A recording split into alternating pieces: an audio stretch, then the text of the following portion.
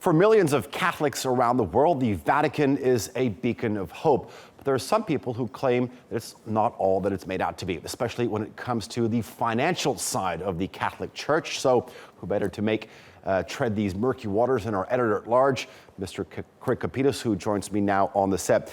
Craig, now when I was reading into the story, it sounded like a new plot to a Dan Brown novel. So you have Pope Francis appointing Cardinal Pell back in 2014 as his chief of finance. Correct. Now he's actually doesn't want that audit, and he's stripped Cardinal Pell of any additional powers that he's given to him. What's this turnaround all about? Well, this is just another chapter in a bank that's essentially 2016 years old. Every pope has brought his own philosophy and vision to what the so-called Vatican Bank should be. Cardinal Pell is a free marketeer. He wants the bank to make a lot of profit. It's been running a deficit like the Vatican has. Pope Francis is a socialist. He doesn't like free markets. It's been very clear. And that's where the clash has been. Okay. Now, when you talk about the Vatican Bank, what are we talking about? The assets, how big is this bank? Well, first of all, it's not actually a bank. Its official name is the Institute for the Works of Religion.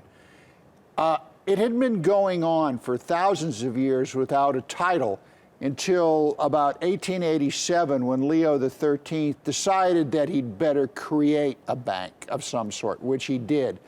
That lasted till World War II, when another Pope, Pius, came in, and he changed the name and brought in what turned out to be a number of felonious characters to run this bank and turned it into a scam operation. There was all kinds of malfeasance we don't have the time to go through, but if you saw the Godfather movies, it pretty much sets the scene. It was pretty horrible.